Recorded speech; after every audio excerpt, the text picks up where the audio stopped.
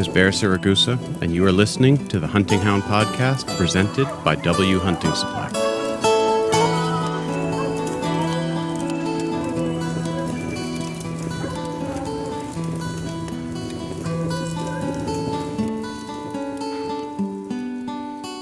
All right.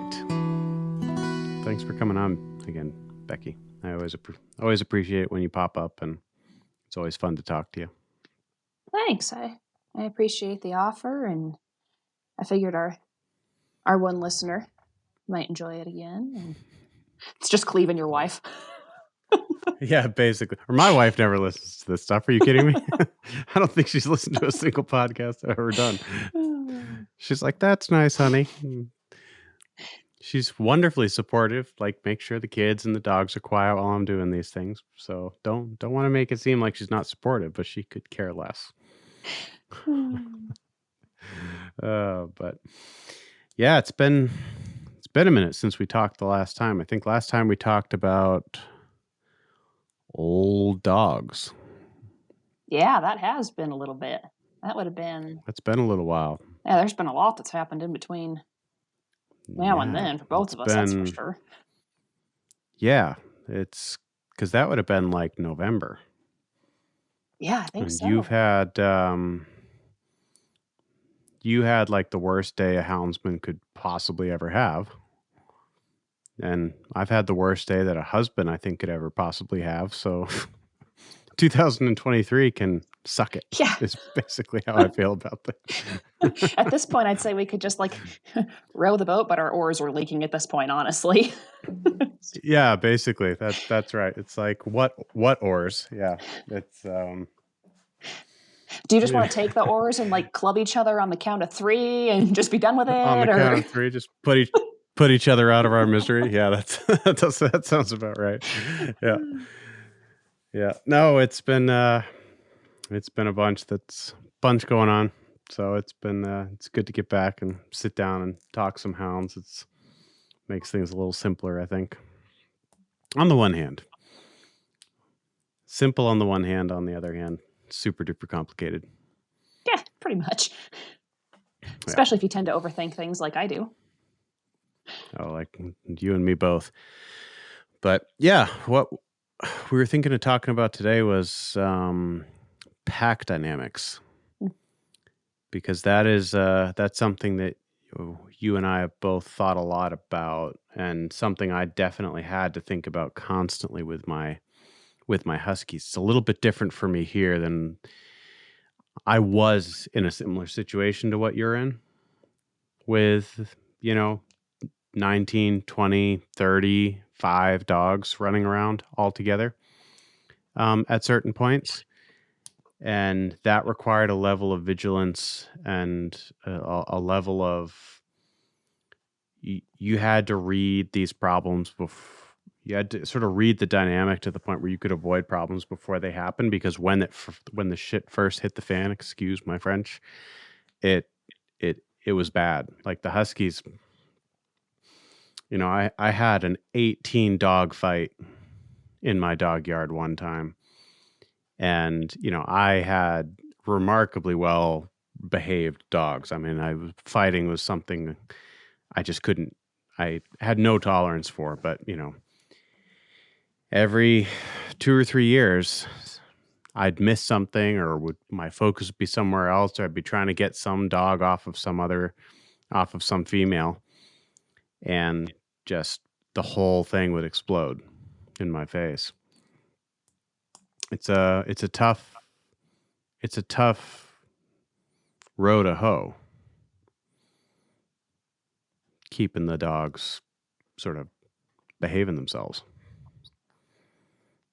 Yeah, for sure.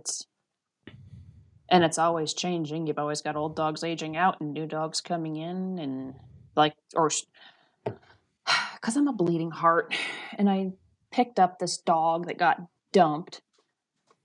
He's a hound, and he got dumped down the road from my house, and so I spent 5 days trying to catch him. It's negative temps. He ended up curled up in a haystack, and I grabbed him, and he can be, sometimes things that cause aggression aren't aggression. Him not being in a dog yard environment can get a little overstimulated. and want Mm. to mount other dogs some. That's not always a dominance thing. It's not an aggression thing. Sometimes they're just like, I'm super amped up and I don't know what to do, and so I'm just gonna do this, and that can cause some problems. So he's learning and catching on. And we got a bunch of young males right now, and males kind of coming of age, and females Mm. coming in heat, and it's just life is too short to deal with stupidity much. I do enough dumb crap on my own. I don't need a bunch of other dogs doing it too.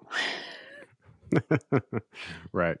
No, but it's hard to avoid. Like it can be, you can have it's as you say, you sort of work really hard and work, you get to this point where you've got a good pack dynamic and suddenly somebody gets injured or an old dog, it kind of ages out of their alpha role or whatever. Because that was the funny thing is that I always had, when I was in the kennel, I always had the they always looked to me, which I always appreciated, but that didn't mean that there was not an alpha dog there. It wasn't like, well, they all knew I was the alpha. Maybe they did, but it was not something that I wailed into them. It was something that just, I was on them when they weren't behaving, which so especially as you raise them from pups, I think they kind of just naturally take their cues, social cues from you. But it's tough when you have those changes in the pack dynamic. And I mean, like we talked about a second ago, you had a real rough day where your whole pack dynamic got completely shook up. And you suddenly had, a bunch of holes in that dynamic that needed to be, or that, the dogs needed to work on figuring out who was going to take what role. That must have been just hellacious. I mean, just apart from like the epic suck of that day, like the aftermath must have just been, yeah, hellacious is the best the best word I can come up with. Yeah, that was like a 0 out of 10 star days. I don't recommend it. Wouldn't care to do that again. No, It does, and there's, like you said, there's pack roles within myself in the pack, Cleve in the pack, and there's pack roles within the pack in itself. We had an old dog that was super, super nice in the aspect of if you were going to F around, you were going to find out. And he would often see things as I would, or before I would. He'd see two dogs starting to stare or posture, and he'd go over there and get between them and run them both off. He'd never go right. overboard, but that was enough that by the time I'd get over there, I'd go to say anything. He was kind of like my little right-hand man that way. Mm. And it wasn't overboard. If you had pups that were rude or new dogs that would come in and be rude, he'd back them off, but he would never go overboard. It was just enough to be like, yeah, not wrong house, not happening. And Right. and people don't realize oftentimes that dogs don't always know their own behavior or how to be polite to another dog, or they just think, oh, a dog's a dog. Well, it is, but just like, I mean, as active as I am on social media or whatever, I'm awkward as hell in person. People are probably like, oh, what is wrong with her? And Cleve's Mr. Social Butterfly, and I'm the one in the corner like some kind of feral cat. It's the same with dogs. They don't always know how to read body language well or how to respond, and they don't know that until they kind of get some reaction to what they do. So yeah, I kind of had a similar Right. experience as you. But yeah, it's been interesting with a pile of young dogs and some dogs healing up and stuff. Just kind of how things change and observing things. I mean, I dang sure don't know everything. I'm still learning stuff every day. There's stuff I know now that I wish I'd have Aren't we known all? then. Yeah, because just to like give people a quick idea of what happened, you had a bad cat do a lot of damage to your dogs. You lost three, four. Yeah, we had 3 almost 5, and what I thought ruined a 6th really nice pup. I say pup, she's a year and a half. She came out of it really, really well. The actual pup That's amazing. that Lion came out really well. The other older Finnish dog, who dang near didn't make it, is doing pretty good. There's some stuff we got to work on, but that's fine. That's part of it, right? And yeah, the other 3 are all buried in one hole because that was about what was left. Yeah. Oh, that was a rough day. I'm sorry that happened. That was, sort of thing. Like, what do you say? We know it's the risk of doing, a lot of what we do. And if you're running big games, especially big predators like cats or bears, you know, that things can go bad, but it's not often they go that bad. And you guys got your butts kicked, which is, I'm sorry that happened. That's, that was a bummer. Just Thanks. just standing on the periphery, like hearing about it was just like, oh man, that's not much fun. Sort of thing that gives you a tummy ache just hearing about it. But and I do have to say we've been really lucky, and whatever you want to call it, for quite a while. I just wasn't expecting it to all come crashing down one day. It's been a rough couple of years, right, let alone that. And there's definitely, yeah, I because don't know, you know how pack. Yeah, you had mentioned in a previous podcast that you guys had a long string where you were spending more time at the veterinarians than you were at home. Pretty much. Yeah. Yeah. Like, at this point, my vet and I talk, and she's like, "Girl, if you and I can't figure it out, I don't know." Like, I don't know if it can be helped. There may not be hope for this, yeah. But it's one of those things where anybody who's run hounds long enough, I'll say dogs in general, especially hounds. But you're going to hit a point where suddenly something crazy is going to happen, and you're going to lose, one or multiple. And then I think people think of that as just like, that's a terrible thing that happened, which of course it is. But I don't know that people fully understand, or even those of us that are in it fully comprehend the ripples that's going to cause in the pack dynamic for the next,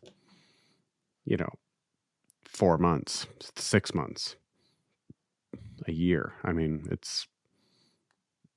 it was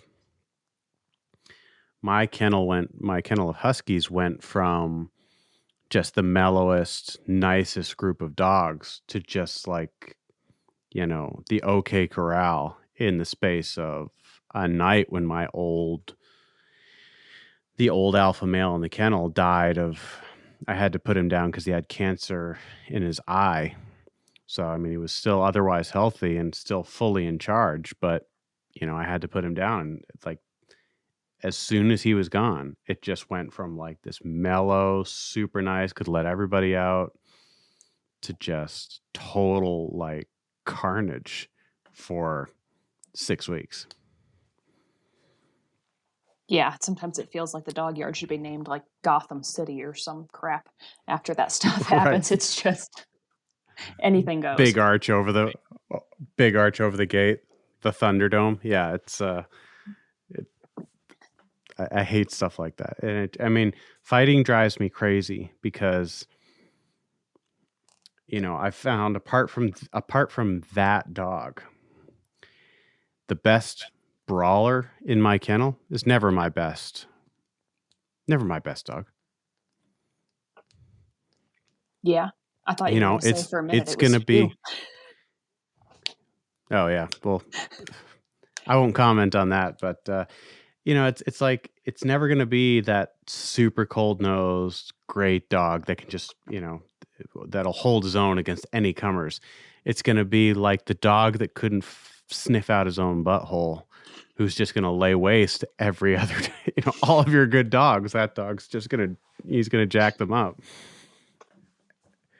And it's just it sucks, like the rearranging of the hierarchy when I'm not there sucks. I mean, and it was, how would you go, like, how did you go about kind of reintroducing the dogs to, I don't know if reintroducing is the right word, but how did you go about kind of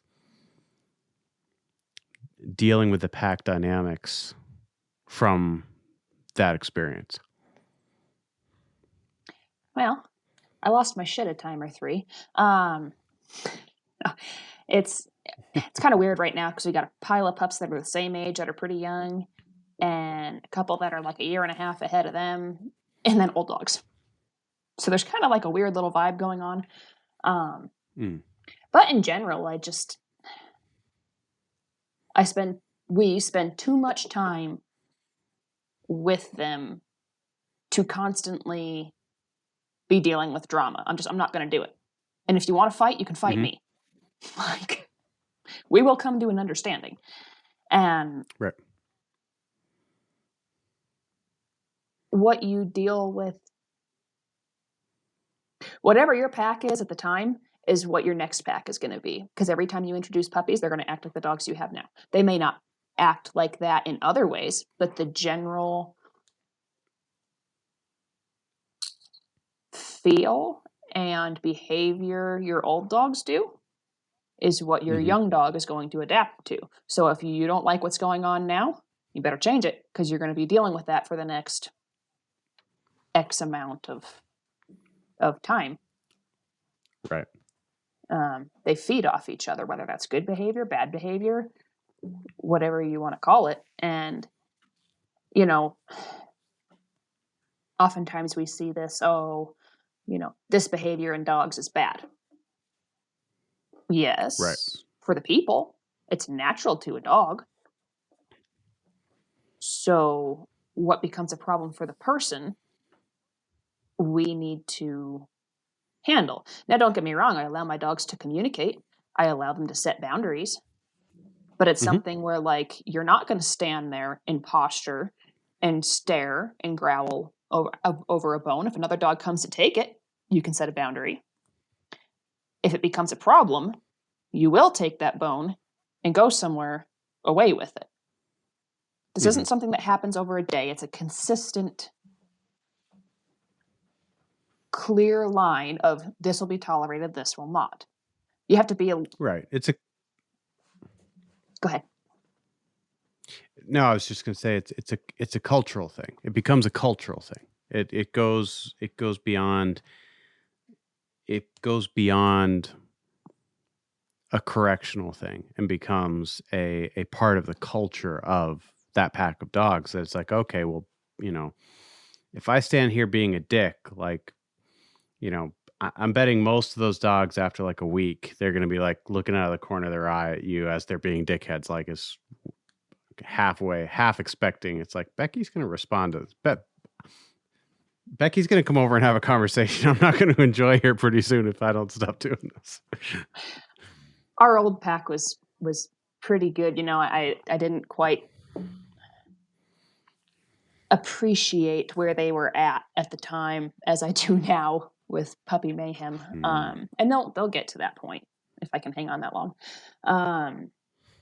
Where it was, Cleaver I could just kind of and imitate similar, you lower your head and stare at them and they're going to be like, oh, you meant, this me, not the other one. Oh, okay, I'll stop that now. Yeah, I think that's a great idea. And don't get me wrong, I'm not overly hard on them. Punishment fits the crime, and there's just things that aren't tolerated and things that are, and there's, people need to, this whole country could stand a heavy dose of nuance. This whole world, really. Take it, it's not black and white. Everything needs some nuance to it. What one dog is going to get away with, another dog won't, because I know the second dog is going to push the boundaries where the first dog won't. Some dogs are, you give them a 1/4 inch, they take a mile, and some dogs are, Right. oh, okay, I'm not, I got away with that, but I'm not going to do it again. You just have to know and pay attention, and it can be tedious at first because you have to set those boundaries. But once you have it, God, it's so much easier than constantly dealing with the same crap over and over and over again the whole time you have the dog. Like, I have dogs because I Right. enjoy them, not because I want to spend my entire career just dealing with the same crap over and over. Right. It's like you want to have dogs. You're not going to pay a bunch of money to be a prison warden for the rest of your life. Like, it's like, but when you've got a dog, like, you brought up something, lowering your head and looking at them and being like, I don't know about that. That's a body language thing that's really nuanced that I see. Like, I've been thinking a lot about body language recently because my son has this plot hound pup that he saved up his money for and bought. And he doesn't understand. He gets real discouraged sometimes. He's like, he listens to you. Why isn't he, always listening to me? And I mean, he's doing an amazing job with this pup, but it's still like, bottom line, if like he may need to say something twice, whereas I'm going to only need to say it once. And it's not because I've gone and, wailed on this puppy or, I'm big and scary screaming in his face. It's because what I say, I've also got the body language to back up. Or, I'm conveying what I mean and what I'm trying to get the dog to understand. I'm speaking to it both in terms of commands, but also in terms of body language. How much of your pack's dynamic and your effect on your pack's dynamic do you think is body language? Quite a bit. If you think about it, that's the most natural thing to a dog. My dog knows I'm not another dog. I mean, if they're that dang dumb, I don't want them. But Right. I'm also going to communicate with them in the quickest way for them to pick up. And like you brought up with your boy, he's probably what, 9, 10, jumping around, 10, yeah. doing whatever. Just He's not thinking about how his body is affecting things, and he's probably not of the mind frame to be consistent every time. He's a puppy himself, let's be honest. exactly. He's a puppy. Yeah, it's the blind leading the blind, to be fair. Yeah. Yeah. So, I do think that plays quite a bit. And as far as body posture itself among the topic we're talking about, I don't wait until there's a problem. I've had some dogs that would go from playing just super fun to overstimulated and reactive. I mean, within the snap of a finger. So when I see the hard stares, when I see the kind of subtle head down, looking up, stiff body, I'm getting on it at that point. Like, I don't want it to get too physical. I want to be like, no, if you're overstimulated or you are surrounded by 6,000 acres. You got plenty of places to go. No one's holding you here. Right. You need to go. Go blow off some steam. Yeah. Right. And I don't let. Oftentimes, you will see the question pop up, and this is probably going to be a little controversial. Like I said, nuance works for me. If somebody else's way works for them, perfect, great, more power to you. You will often see this question brought up of, I want to neuter my male, but a lot of people have told me other males will be all over him, will treat him like a bitch in heat, this, that, and the other. Yes, you are altering hormones. But that is a management problem, generally speaking. I don't care if my female's in heat. You're not going to bother her. You are going to be mannerly. You're going to mind when I tell you to. I don't really care if every cat, dog, horse, and goldfish in Elko County is in heat. I'm not asking you. I'm telling you, you will mind and you will be behaved. I'm not going to let you pester the bitch to the point she goes in her doghouse in the heat kennel because you guys are acting like idiots. It's not happening. It's not an option. Right.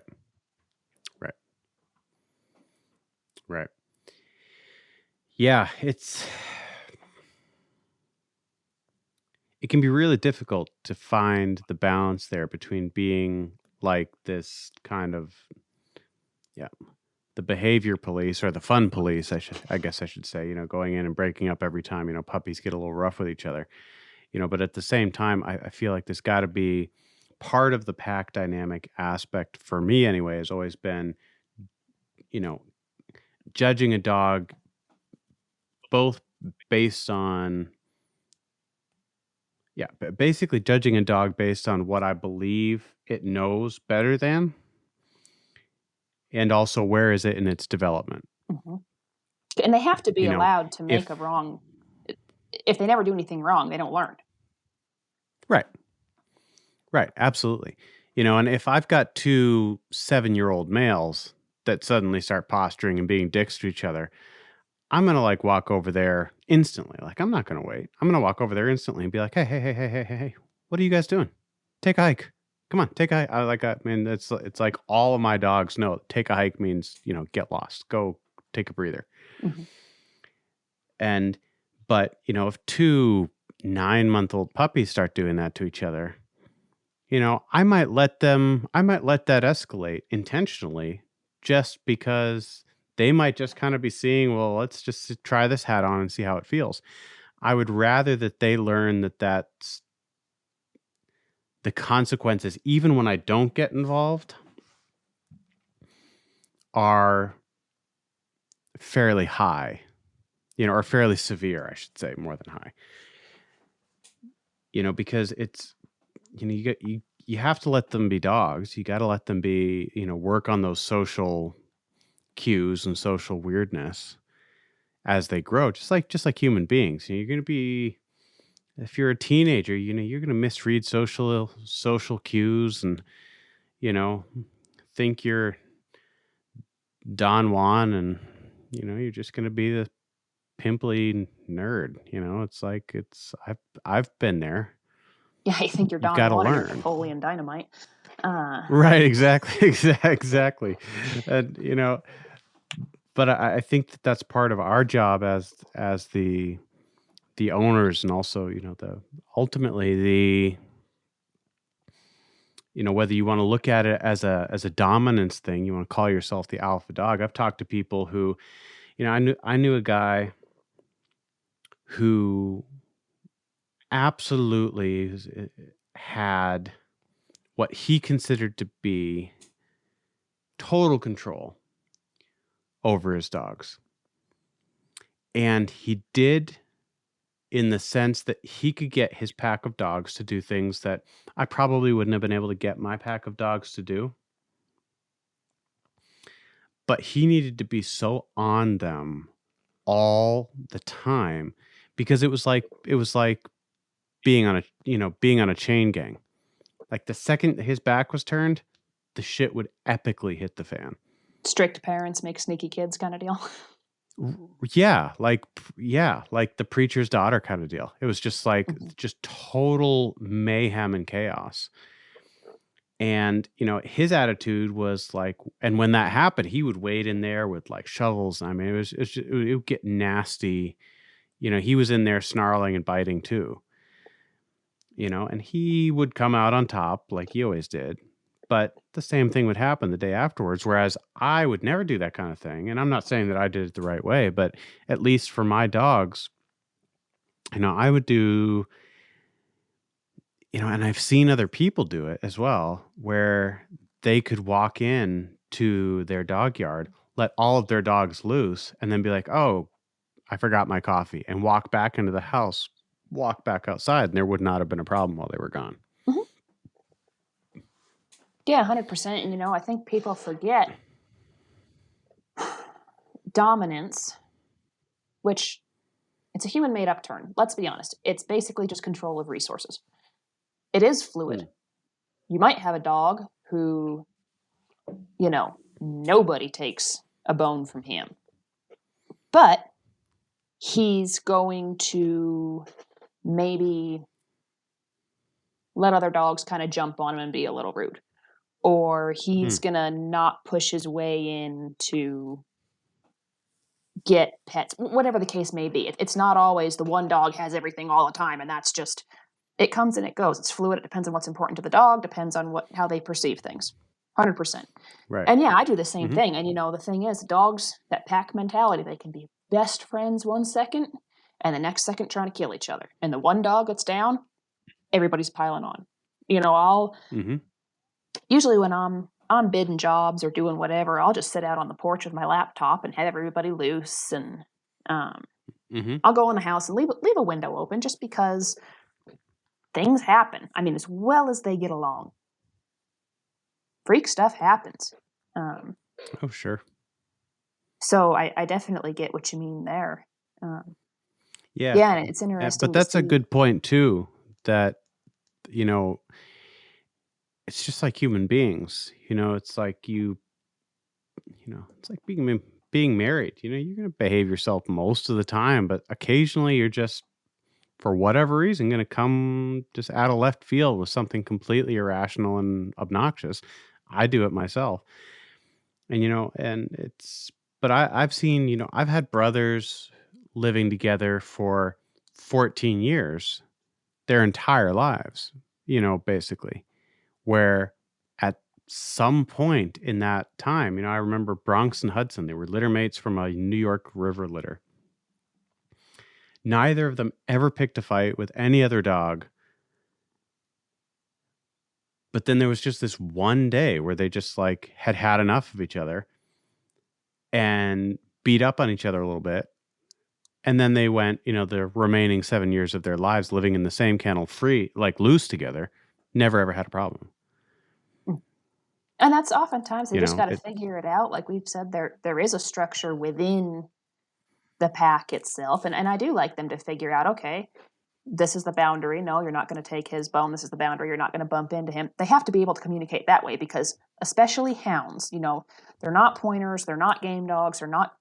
They're a long ways away where no matter what goes wrong, I may not be able to get to them or Cleaver, whoever, they're right. kind of left to their own devices. And anything, humans, dogs, horses, whatever, reverts back to its imprinted behavior, I guess. Default mode. Yeah, exactly. Yep. Yeah. And Yep. so I kind of would rather be a little harder than not. And I don't mean hard physically per se. I just mean black and white, acceptable, not acceptable. Get your shit Right. together. Right. I think that's a big part of it too, though, isn't it? It's this.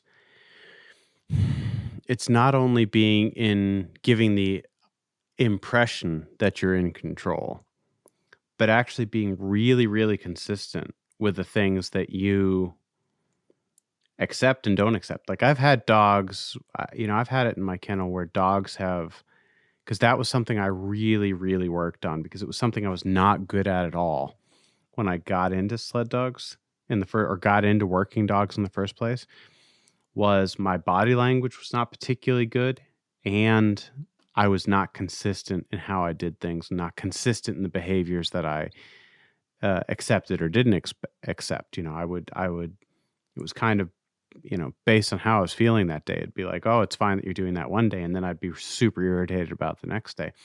It created a lot of disorder and insecurity in the dogs that I had at that time. And it's something that I really worked very hard on, being very deliberate about. And, it's like I said it to my son today. If you're going to give a command to a dog, think about why, how, and when you're going to give that command. Because, if you give that dog the command when it's already blown you off, you're done. If you give that dog the command in this squeaky voice that says you don't have to listen to me, he's not going to listen to you. And I think that so much of the pack dynamic stuff has to do with consistency and sort of creating that culture of where it's just part of the culture of what's okay and not. I've had it where, recently in the last years, I've had it where a dog will do something that it's just not allowed to do. and I'll have 10 other dogs come running over, tattling on that one dog that's not doing what it's supposed to do, because, they all know that, hey, chasing that cat, that's not cool. Yeah. Or chewing on the window, the trim around the window. Yeah, that's a no-go, little bro. Yeah, for sure. And it can be tough to be that consistent. Once you get over the hill, it's like, okay, this is so much easier. Like I go to the extent, or we go to the extent, you're not going to run around and pee on each other's pee. You're not going to do kickbacks. You're not going to do, no, it's not happening. This is my place. Don't you worry Right. about who knows you're here. Get your ass to work and go hunting. There's only one reason males do that, and that's something they don't need to worry about. That doesn't mean they don't still try. And let's be honest, I can only get on so many dogs at once about that stuff. But for the most part, they're going to cock a leg here and there, but that's not their main goal as soon as they run out of the truck, is let's see how many different pea bushes I can pee on top of. Not happening. Boys are gross. Honestly, I say that, Cleve and I were talking. I swear, women like male dogs, men like female dogs. I don't know why. That is the darndest thing, isn't it? It's the darndest thing. It's I do not understand that, because I'm the opposite. Like I have a female dog that I really like. She's good. But when she dies, she will be the last female dog that will cross the threshold of my doorstep for the rest of my life. I am so tired of females in heat that I cannot even. I can't even. Like I know I sound like a Staten Island housewife, but it's like I can't even. Oh no! Oh my god! Yeah. I can't even. I was talking to Cleve about that the other day, and I'm like, oh my god, we went from like 15 males and 2 intact females a couple of years ago to now we've got like 6, and I'm ready to jump off the top of the heat kennel head first at this point. Right. And I had one this winter. It was really great because she does this really cool trick where she comes in heat for 3 weeks, and then she goes out for a week, and then she comes back in for 3 weeks. So she basically missed all of winter. And as soon as I can get them little eggs chopped out, that's happening. Because that's just she's miserable. The males are miserable. It just That's the hell that I am in right this minute. I have a dog that went into heat. Was like, am I coming into heat? Maybe I am, until like January. And then like as soon as like the shit hit the fan, otherwise, she's like, oh, I actually am in heat, by the way. And has been in raging heat since then for like 3 months. So yeah, as soon as she's done now, she will be spayed, and I will be forever done with females in heat. I'm so done. Yeah. Yeah. But I mean, that's like another thing. We're talking about all the males and the males doing stupid douchey shit to each other, which they definitely do. But like the gnarliest, most like hateful, long-term, like Hatfields, McCoys, several generation conflicts that I've had in my kennel have been females. Yeah, they are the worst kamikaze, don't give a crap on site. Like, it's really horrible. And you're generally not going to change their mind. You may get them to be civil to each other, but you better not take your eyes off them. Right, exactly. And I just exactly. like, yeah, I'll take 10 male fights over, because males are dumb. They just fight, and then they're like, oh hey, want to go dig out ground squirrels together? Sure. It's like the Will Ferrell, Step Brothers. Did we just become best friends? Did we just become best friends? I was just going to say that. Yeah, it's true. It's true. It's in that way, we're so similar, both, humans and dogs. It's like, I have literally been sitting down enjoying a beer with somebody I was in a fist fight with 20 minutes before. And yet there's like I've talked to people where it's like, she was a bitch to me in kindergarten. She can go to hell. And they're 70. Like, oh, yeah. It's like, oh, okay. Yeah, I gotcha. Yeah. It's not a good time when it's females. No, that adds that the heat and stuff. It adds sort of a combustible element to the pack dynamic for sure. But it's when the females get into it with each other that's going to be. I can only think of one time where in all the years I had working dogs in bigger packs where I needed to move a dog along, not because it wasn't a good enough sled dog, but because it had a personality conflict with another dog in my kennel. Like that's never happened with a male. Mm-hmm. The only time that ever happened was with a female.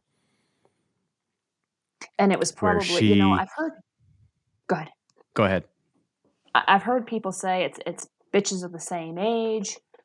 I've more so found it to be a younger coming up bitch and an older bitch. The older bitch that has been that girl for a bit, and then there's a young up and comer, and that's where it gets bad.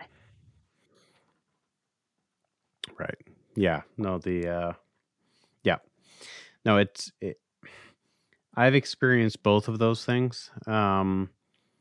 The reason I moved on the one dog was because she started a personality conflict with, and it was her that started it, with another bitch when they were 9 months old.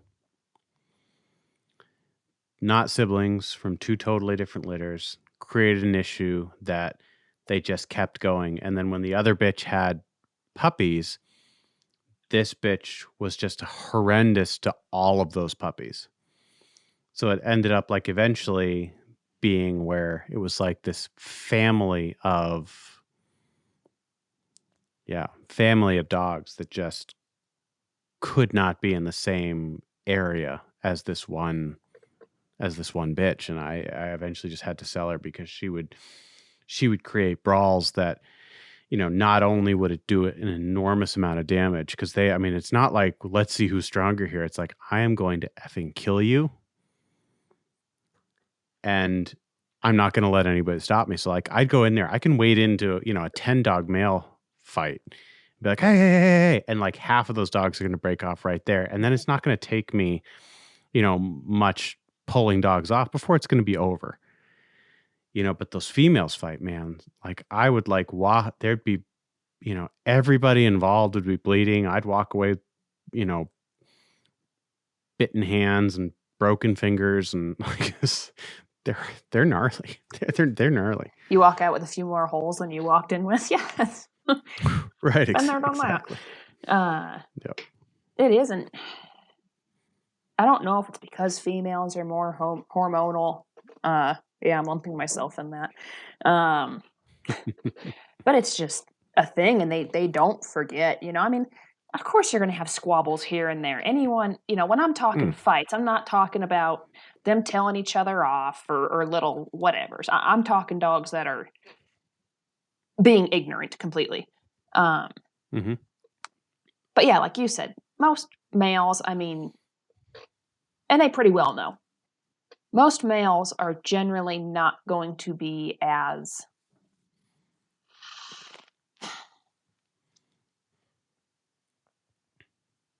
doubtful on if you mean it or not, in my experience.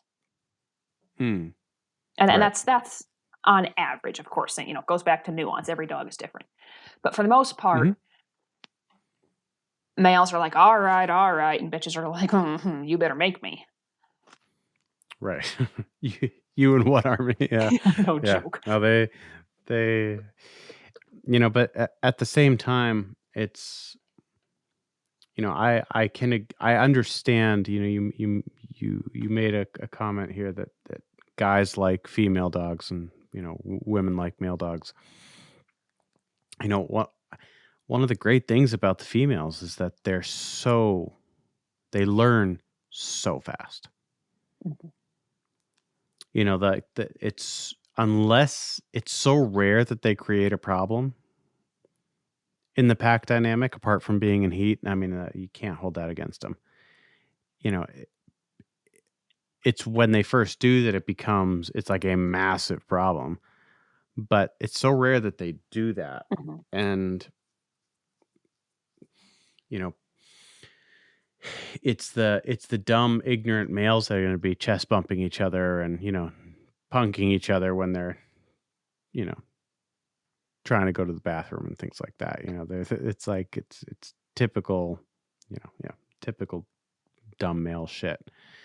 But, you know, as you integrate like young dogs, like you've got a bunch of young dogs right now, as you integrate them into the pack dynamic, what are the things that you're going to be like? What are your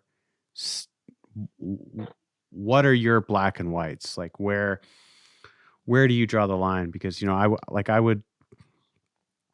I would usually let dogs grumble a little bit at each other. You'll have this where they sort of come together and grumble a little bit, not the snarling, raging at each other, but like the as they walk alongside each other. I would usually let them do that, just hoping that they could sort of, work through whatever issues they have with the dog equivalent of bad language and rude gestures. What are your black and whites? Because I know people that would have put the kibosh on that the second they started grumbling. My typical answer: yes and no. It does depend on the dog. Depends on the dog. If it's a dog that is going to escalate that, shut up. No, you're not doing that. If it's a dog that maybe is a little inconfident, and that's going to bring about some confidence for him, but I know he's not going to act on it, I might let it go here and there.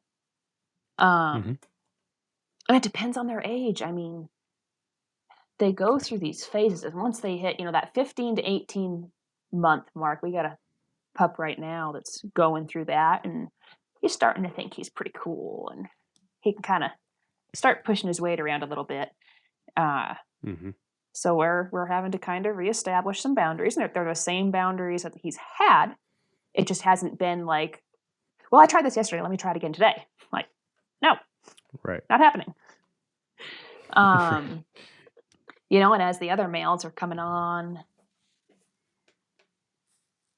10 months, something like that, they're starting to also kind of pick up on that and be like, oh, maybe I could do that. No, you can't. Right. So it's just a lot of it's reminders, and it depends on the dog, honestly. I mean, I feel like I say that a lot, but it kind of is how it goes. It is how it goes, yeah. When you do need to do a reminder, what does that look like? What does that look like for you? I think it's going to look probably different for you than it's going to look for, somebody who's 250 pounds and scary like I am. Like how do you go about that? It's going to depend on the dog. It's going to depend on the dog. Yeah. Some of them, I can dang sure get my body language enough where they're like, oh, okay, never mind. I might just fuss at them, you better knock that off. Or I might kind of get in their face a little more. I might get a little more body language aggressive. I might hit them with a tone on the collar. I might chuck a rock at them if I'm 20 feet away, and I can surprise them out of it a little more, and then kind of give them the reminder look. It's like, not good. Better straighten up. And like I said, it's I hate to say the same answer all the time. It's so dependent on the situation, on the dog, on the escalation. But for the most part, probably pretty similar to you. I mean, if it gets to the point where I have to really, really get involved, that's probably because it's to a point where something needs to happen now. And that comes down to reading your dogs too. There's some dogs that a collar correction is going to cause a whole lot more problems. And that's one of those collar corrections they need to realize is a correction from you and not something else. You can also just kind of redirect if it's something, they're young and just trying each other out. You can redirect on that. If I have two younger males, say, they haven't reached sexual maturity, they're just kind of just being jackasses. They're wanting to bow up and fight a little bit, but they're not out for blood, nothing like that. And they want to play. Well, guess what? You just earned yourself a new and only playmate until you do get along. I'm not going to go in the house and leave them alone, but you're going to watch everybody else play and just wreak havoc and kill ground squirrels and whatever else. And you're going to play with each other until you do like each other. Right. The Hound version of putting two squabbling siblings in the same big T-shirt. Yeah, I know what you're Exactly. saying. And there's times that won't work. Don't get me wrong. And it's kind of funny. Sure. We were talking about it the other day. We have these Richardson ground squirrels that come out, and they're about like I don't know, like a gerbil guinea pig cross, I guess. And they don't go in trees; they dig holes in the ground. So my yard constantly, from about now till June, looks like some kind of nuclear bombing range with holes. It looks like somebody turned like 15 badgers loose and just let them go. But I kind of like it because those pups get so amped up. Even my old dogs, I mean, my God, they've punched holes through the tin on the shed with their canines trying to get into squirrels. It's mayhem. It's about like in a tree. And I can sit back and kind of watch and say, okay, who might have some problems here that I need to, when they're amped up to that point? Because obviously, as emotions escalate, things escalate. So if I'm watching a dog that's getting overstimulated, or he's kind of wanting to jump another dog in that area, I know I better get on top of some stuff before things escalate and a decision needs to be made, or whatever the case may be. Right. So it's kind of nice to take little opportunities like that, or see how they're going to act when a bitch is in heat. And it's, we've been talking quite a bit the last few days. We, being me and Cleve, sorry, have been talking the last few days where when you have a lot of dogs, sometimes you manage things instead of addressing them. So, for example, we've been getting a little lax on minding, and I was going to give out bones after everybody was tied up for the evening. And I just went to go ask him, and because everybody was kind of following me, hey, let me go put this bucket of bones back up and let's tie everybody up, and then I'll hand them out. And at the same time, we both went, no, I'm going to keep the bucket of bones out, and they are going to learn they need to come when they're called, whether there's a bucket of bones out or not. So sometimes it's just a matter of shifting your mindset from avoiding problems to confronting them and getting past them. And that's something that I am definitely guilty of, being like, oh, it'd just be easier or faster to do that. Well, by the time you do that every single time, it's not easier nor faster.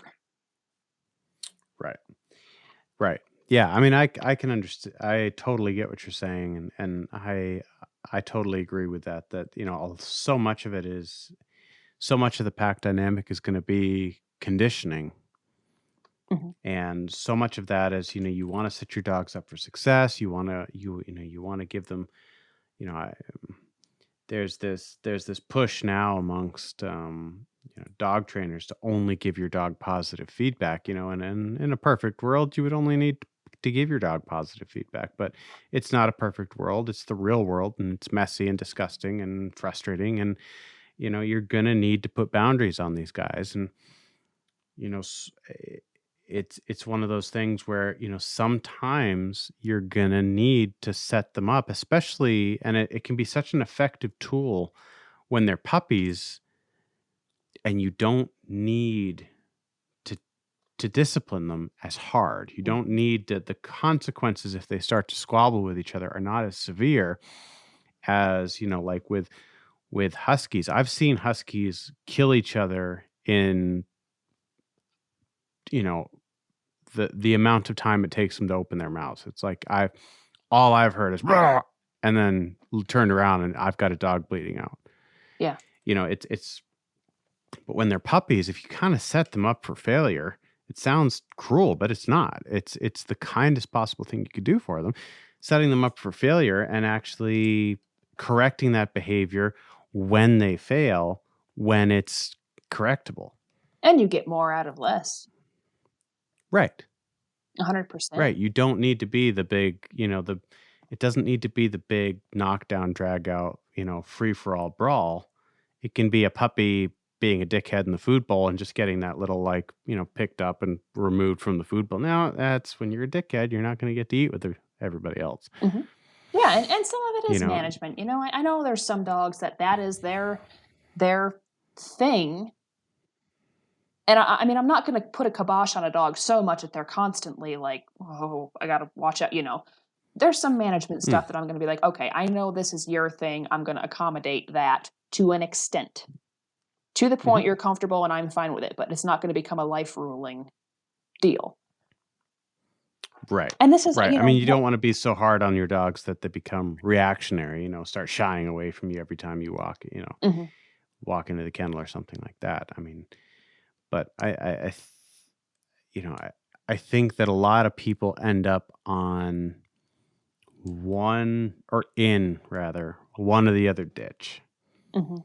where they're being macho dickheads to all their dogs themselves, or they're trying to be nice to all their dogs and in reality have zero control whatsoever. And there can definitely be and I mean, you know what? Whatever someone wants to do with their own dogs, more power to you. If you want, fill up a swimming pool pissing in it. I don't care, as long as it's not mine.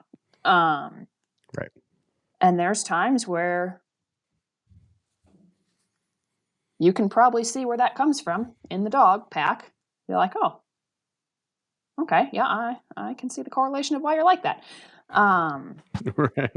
And like I said, it's everybody their own deal. I look at it in a way now as well. I'm not sure what it's like where you're at, but I mean, the days of not running into a hiker or someone with their rescue husky named Timber with a bandana on it and their blue heeler that's friendly, and he's up there wanting to bow up to it. It's not going to work out well if you've got 6, 8, 10 dogs loose. Like, you're going to end up with a major problem on your hands. So we're at the point in society where you better have a handle on them, because it's not if you run into somebody, it's when you run into somebody. At least here. I mean, it's Yep.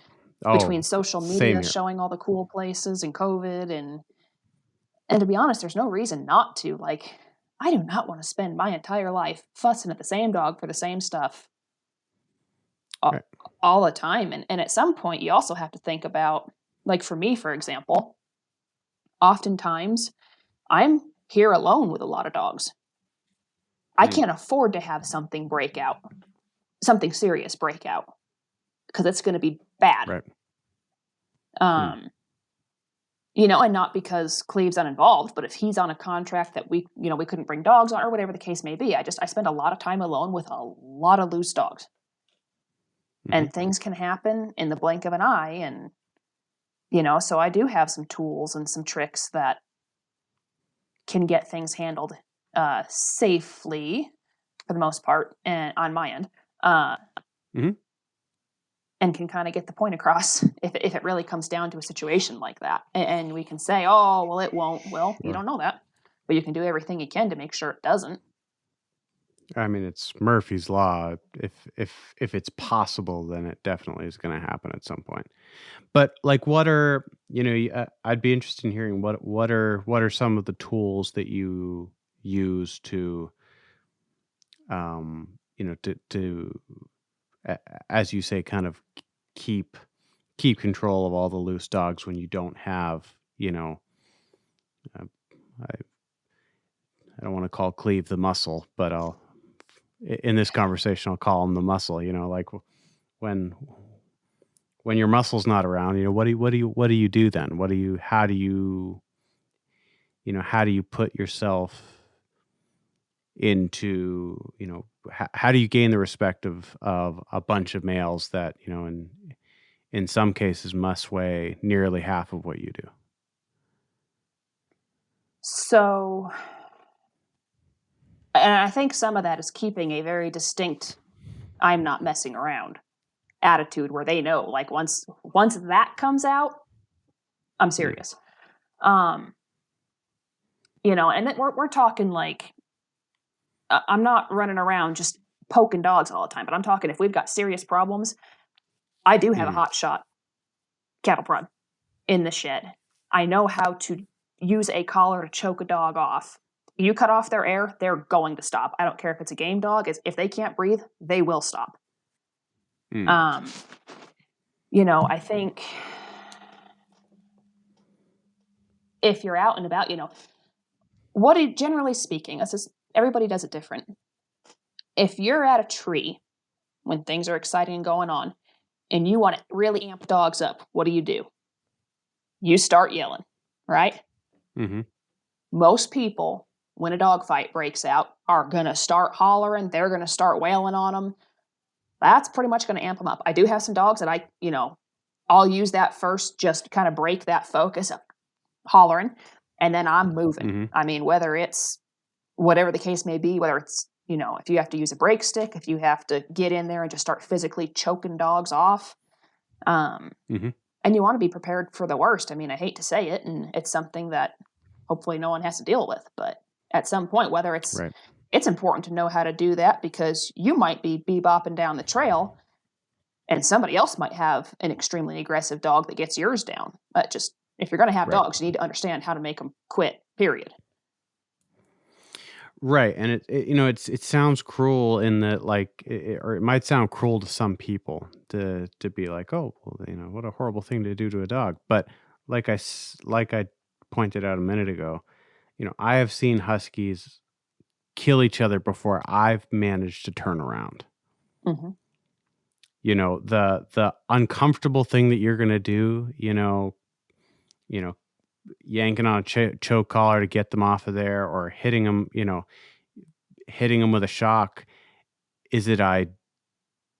Do you hope you never have to do it? Absolutely. Nobody wants, you know, we love our dogs. We don't want to go over there and, you know, do something like that to any of them. Mm-hmm. But at the same time, the consequences of just like letting them continue, well, they'll work it out themselves. I mean, those dogs are going to end up if they're lucky, they're going to end up with long-term injuries that are going to take a long time to heal. If they're unlucky, they're going to end up stone dead, bleeding out. And we've got to remember, these are not pets. This is not one dog on one dog. This could be as many as, like I said, they're best friends, and they can be. It's pack mentality. One dog gets down, you're going to have problems with more. And I don't want to have to do that stuff. I also don't want to have to carry a gun when I'm out by myself, because I want to believe most people in the world are good. But you don't want to end up on a t-shirt either if you decide you don't want to be good. I'm going to do what I got to do, you know? Right. And that's where, you know, you see people recommend, grab them by the back legs and do the wheelbarrow or whatever. That is a real good way to get redirected on and get the living crap bit out of you. And generally, all you're doing is tugging on the other dog. We have to remember, these are dogs who know how to inflict a lot of damage to each other. Yeah. I mean, it's, you know, and these are not your grandma's pugs bickering over the couch cushions. Like, this is severe if stuff. If they get to that point, they are serious. Yeah. Mm-hmm. And you need to be able, like, in your, I don't have to worry about it, but in your example, and probably most of your readers or listeners, good Lord, example, they've probably got young kids running around the yard. And I am not of the mindset that dog aggression is not the same as human aggression. It's just not. That's not how it works. But if you do have a kid and two dogs are going at it, and that kid's maybe going over to see what's going on, or dogs are moving, things can get hurt. Dogs can get hurt, kids can get hurt, whatever can get hurt. Mm-hmm. It's best to just put a stop to it, period, and then you don't have to worry about it. You know, people need to learn, and if you can't figure it out, there's YouTubes. If you take your dog's collar, a flat collar, and put your hand under it from the top or the sides, like kind of back where their occipital bone would be, and you roll that on edge and pick up towards the front of their nose, I guarantee you within 15 seconds that dog is going to release. Right. And you won't have done damage. I mean, I've seen guys break up dog fights by, you know, reaching under there and, you know, squeezing testicles and things like that. That's not only painful, but you're doing damage. Yeah. You know, the goal is not to, you know, we're not going in there with the same attitude that that the hounds are. You know, we're not going in there to beat the crap out of them to show that we're dominant. We're going in there to stop them from destroying each other. Exactly. And I And I'm think that sorry, but a that's pack that go ahead. Sorry, you're kind of breaking up a no, go little bit ahead. on me. Oh, am I? I'm sorry. Yeah. Can you hear me? Oh, there you are. There Okay. we are. I'm back. Okay, good. Um, and that's how we need to look at it. And in my personal opinion, and for whatever that's worth, a pack that is in constant turmoil, there's constant grumbling, there's constant pushing and small squabbling going on. That's not a harmonious, happy pack. And some people are going to say, well, I don't care if they're happy. I just got them for tools. Well, okay. Just know whether you pay attention to it and realize it or not, that is what's happening, and you will have problems from it. It's just what problems Right. are you willing to accept and what are you willing to live with, I guess. And do you live with the risk of what could happen, whether it's your dog or somebody else's? Right.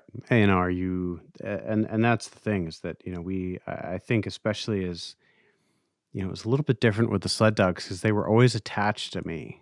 If there was an issue, I could just stomp on the brake and they weren't going anywhere. Mm-hmm. But with the hounds, you're letting them go. They're off, kind of doing their own thing. Ideally, they're doing what you want them to do and what you train them to do and what they're bred to do. But I if you bump into somebody with a horrendously behaved, schnauzer that is like, I'm going to take this whole pack of bear dogs, on right this second. I that's where the rubber meets the road. That's where, the snot meets the mustache. Like that's, if you don't have a handle on your dogs, that's going to go real bad. And then, it's not going to be the schnauzers owners, the people with the shithead schnauzer that are going to get Sued. Sued. I mean, it comes down. That's the It's point going to be where, you. yeah, we're to that point in society where that's what's going to happen. It's not going to be, We oh, my are. dog was being an asshole. It's kind of funny you mentioned that though. My niece and I were having a conversation. She's got a border collie that she's working with, and for the most part, I mean, she had a few childhood dogs, but it wasn't really intentional working dog type stuff. She's got a border collie she's Sure. working with now, where she just been around the hounds. And she's like, oh my God, this dog is so easy to work with. She wants to please me. She wants to this. She wants to that. I'm like, yeah. Hounds are like dealing with Kid Rock. She's like, yeah, and border collies are like dealing with George Strait. And it's like, yes, exactly.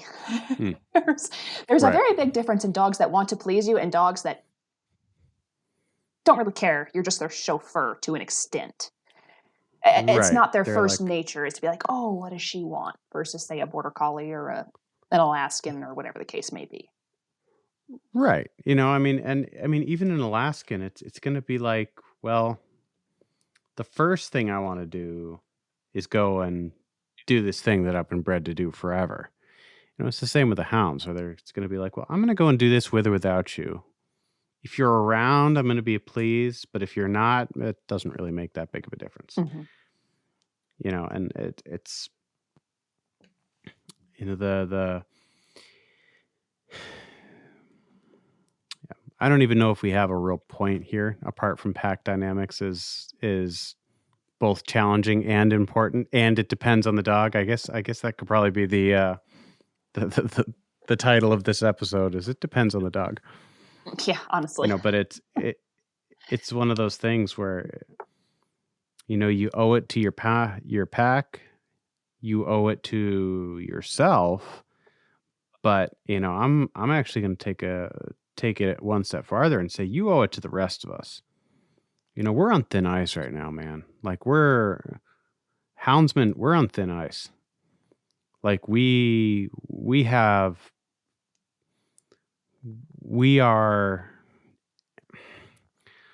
surrounded and we are outnumbered. And if we keep messing up for each other,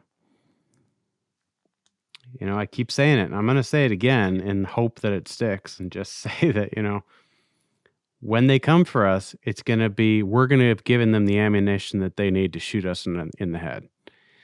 And it's not just the pictures and the videos and stuff like that, but some of it's just going to be,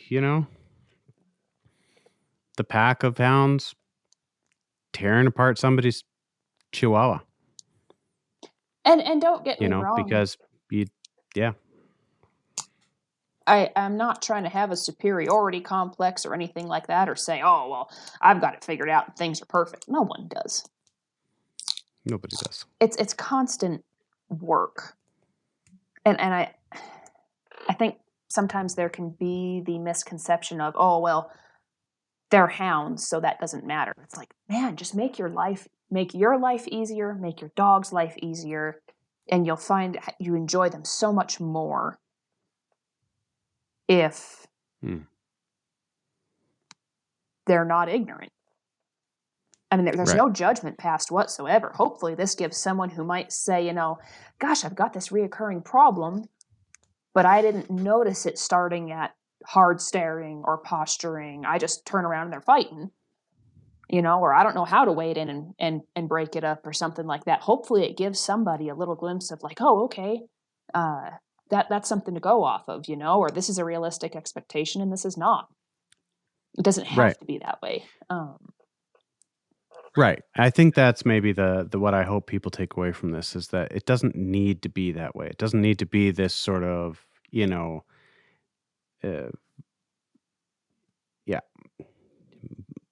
Burning Man kind of atmosphere every time you drop your dogs. It's not necessary that it's going to be just this sort of free for all of excess and violence. It's and in another practical sense that we haven't touched on, I think that if you teach them how to behave together in the kennel, then some of that is just going to naturally translate to the tree. Mm-hmm. If you've got dogs that are kind of being real possessive over a tree or kind of, tree fighting, things like that, I have to believe that if they're not allowed to do that at home, they're going to be less inclined to do that at the tree. Mm-hmm. And anymore, there's so many houndsmen out there. What happens when you run into another pack and you're not there? Right. I mean, of course, things are going to happen. It's just you can't avoid everything. You can't control everything. But you can try to circumvent some pretty easy things. Mm-hmm. And it just makes life more enjoyable all the way around, I think. And it just starts when it's young and just being consistent. And oftentimes it's just reminding yourself. There's quite a few times I probably need a hot shot on myself. Right. But just ask Cleve. But there's definitely just better management practices, I guess you could say. And it's worth looking up. If you are just getting into this and you're like, well, I don't know what dog body language is, YouTube it. I mean, we've got little boxes with the wealth of the world's knowledge and BS in our pocket. There's sometimes the answer's so close in front of us we can't see the forest for the trees. Right. And I think. Oh, it's true. I mean, go ahead. It's amazing. It's amazing. I mean, it's amazing. It used to be that you needed to find a mentor. You needed there was so much that needed to go into. There was so much luck that needed to go into getting into something like the hound sport or dog mushing or something like that. Now you can get so much information. I mean, there's obviously, nothing is ever going to be as,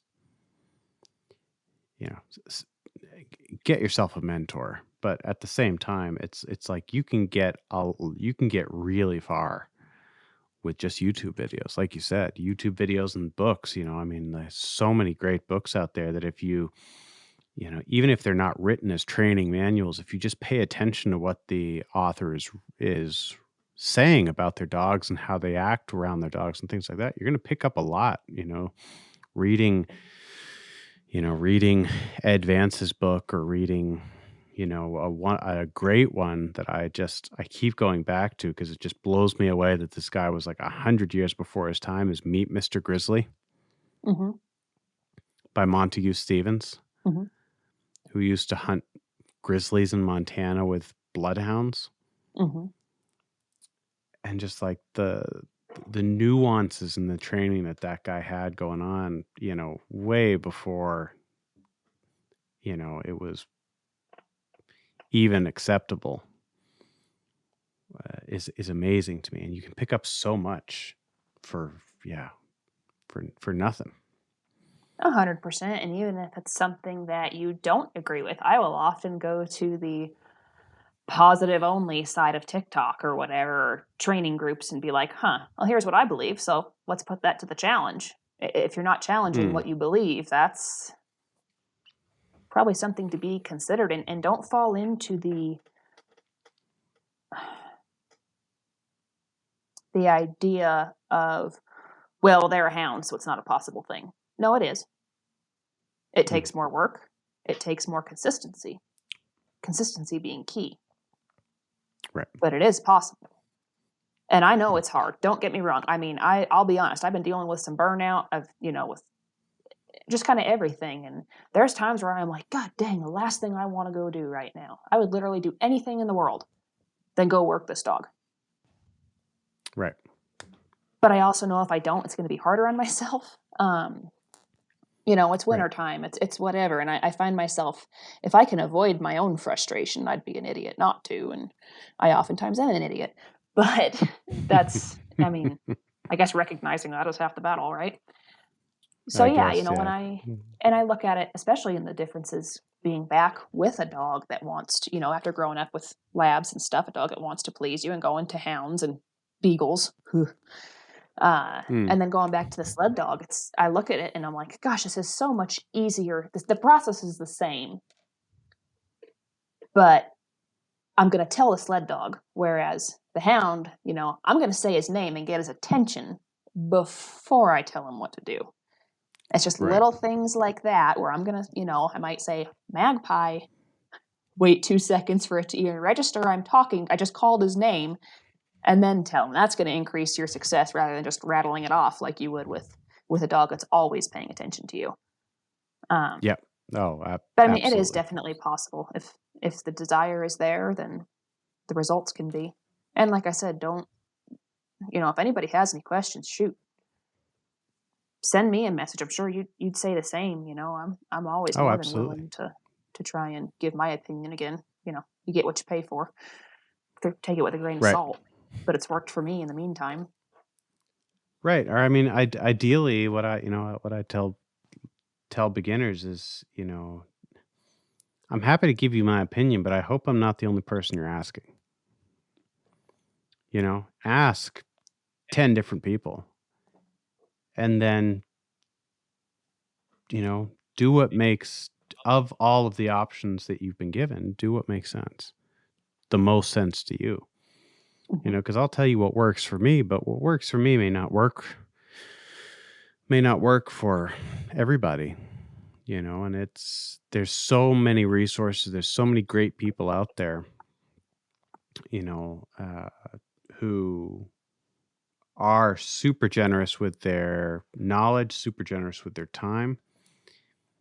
And, if there's anybody who's listening to this that is just kind of getting into hounds at this point, ask, ideally not, I'll put a little bit of an asterisk there and say, don't go on these Facebook pages and ask questions like this, but because then you're going to get a bunch of really, really stupid answers.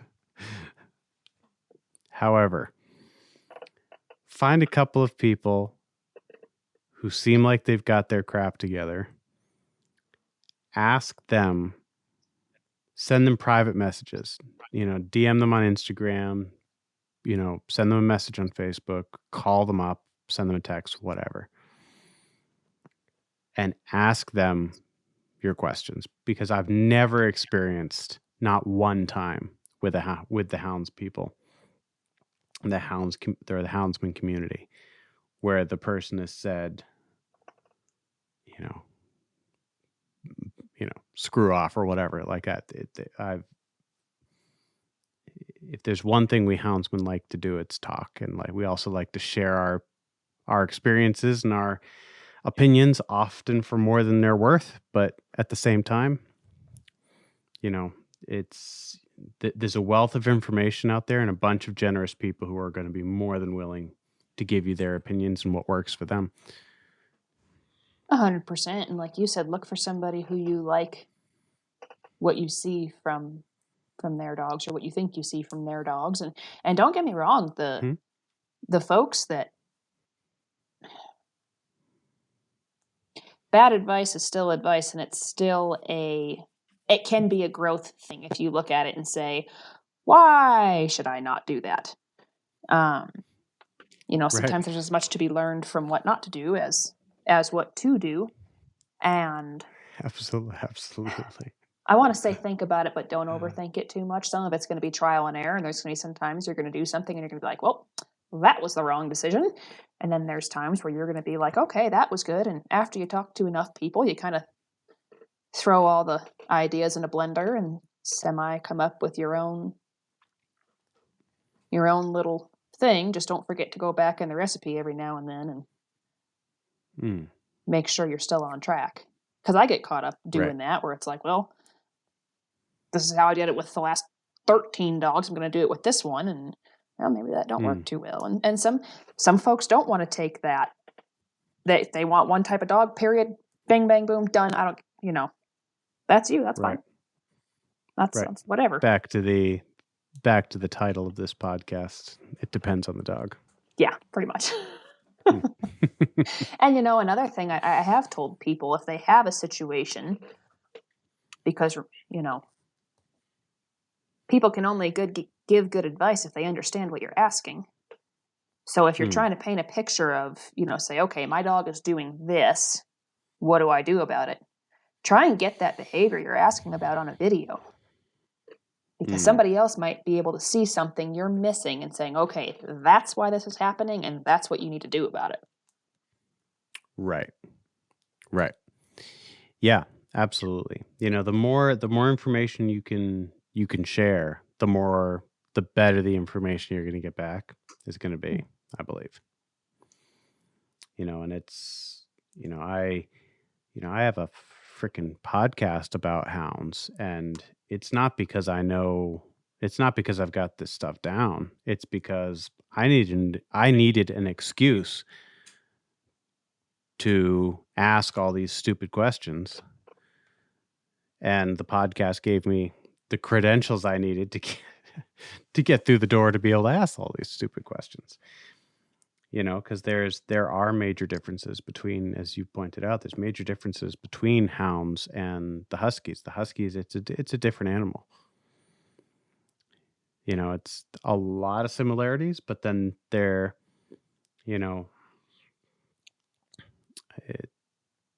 a lot that's different there.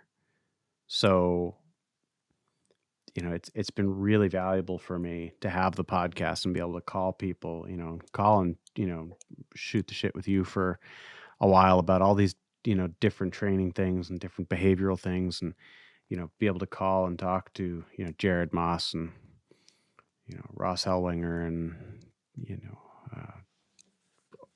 Eric Partlow and Doug McMahon and, all these really good houndsmen who, are going to be able to give me very different answers. I mean, I don't know that I've ever experienced a consensus on any question that I've ever asked, but they're going to be great answers. They're all going to be great answers.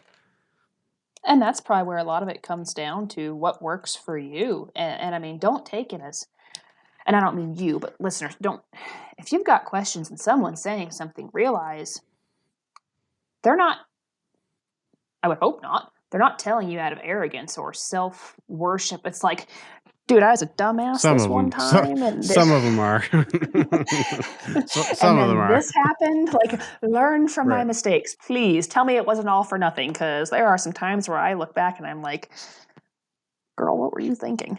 I do that on a daily, Oh yeah. basically, when I go to sleep at night. Yeah. But I mean, take it. Gosh, try and learn from the folks that have already gone through the hard stuff, Right. and what it all depends on how involved someone wants to get with their dog. I look at it, and even with as hard as we hunt, guiding, whatever. Not saying I'm the hardest hunter out there, but we spend a lot of time. And then between fence jobs and everything else, let's say hunting makes up. Let's say even if you're hunting 200 days a year, that's still only somewhere around 2/3 homeschool math of Mm. a dog's life and time they're going to spend with you. There's Mm. more to it than that. I don't want to hate them the other third. I want to be able Right. to all around enjoy them, and hopefully, hopefully this helps our one listener with something they might be thinking about and Right. inspires them to dig a little deeper, I guess. Yeah, because I think that's something that we've sort of touched a little bit on, but it's good to reiterate is that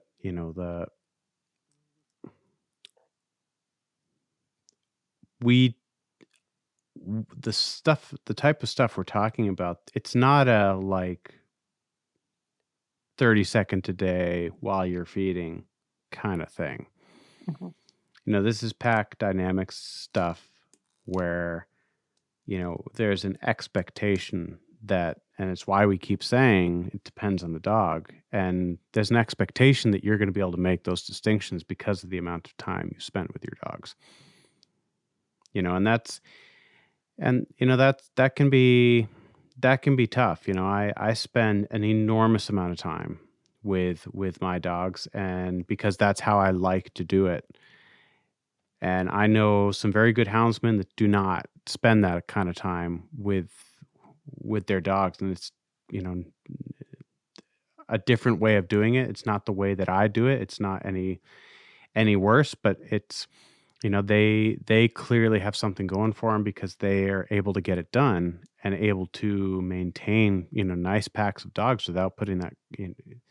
They clearly are able to see things that take me longer to see, because I can't maintain good group dynamics unless I'm together with that group a lot.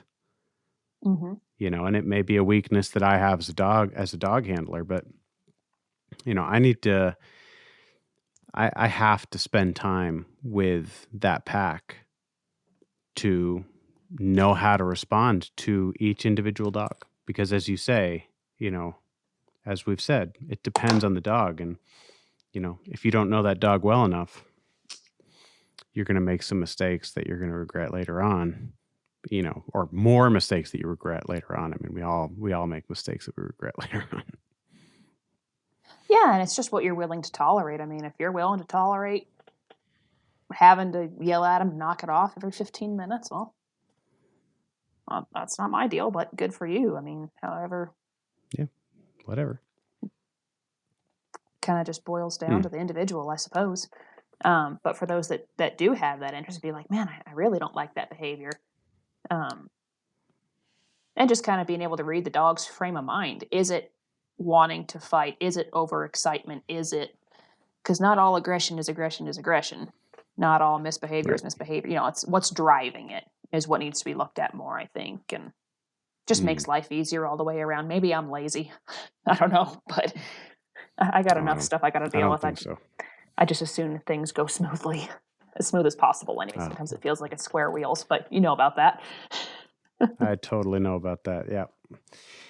No, it's an interesting topic, and I appreciate you coming on and talking to me about it. It's been I like having conversations like this because while I don't necessarily think we've been able to give any like real concrete, this is how it should be done. I kind of hesitate from doing that ever, and err more on the side of like food for thought. Mhm.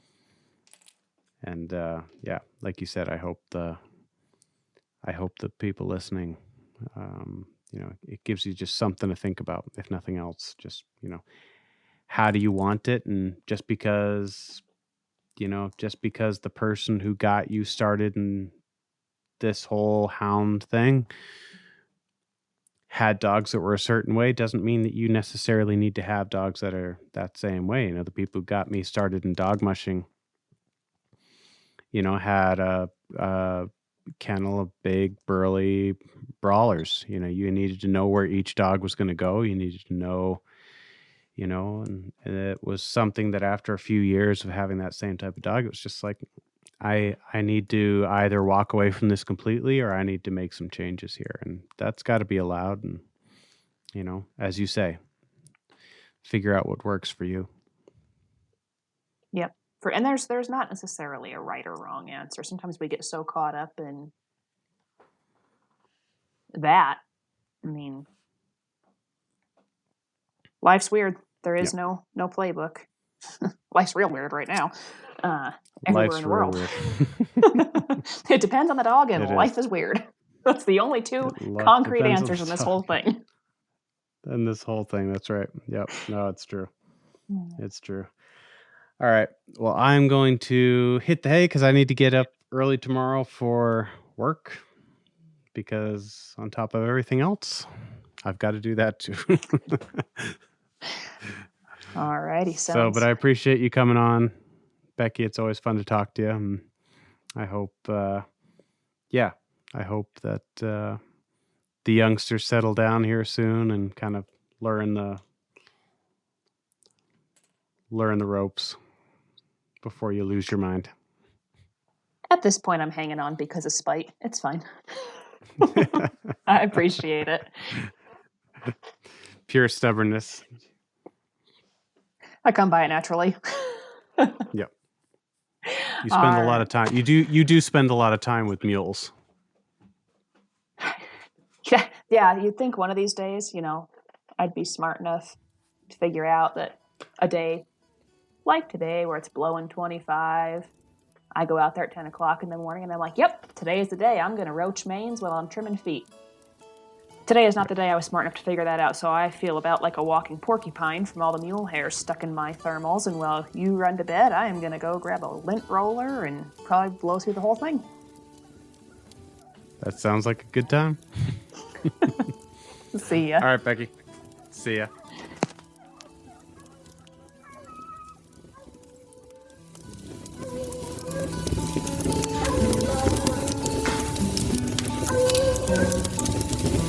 Man, I love that sound.